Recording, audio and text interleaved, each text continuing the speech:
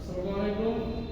আজকে বোলদা কারিগরি প্রশিক্ষণ সার্ভিস সেন্টারে আমার প্রিয় শিক্ষক রিয়াদ স্যার আমাকে টেলিভিশন কীভাবে পরিচালনা করতে হয় সেই বিষয়ে বাস্তবিক শিক্ষা দিয়েছিলেন। আমি এখন সম্পূর্ণভাবে বুঝে নিয়েছি যে একটা হ্যান্ড মেশিন কীভাবে পরিচালনা করতে হয়।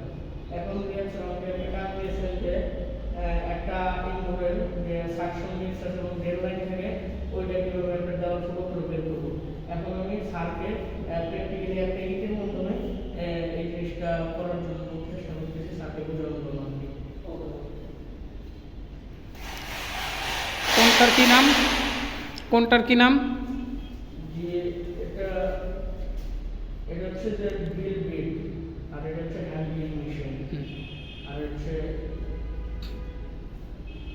জি করেন, জি জি করেন, পা দেন।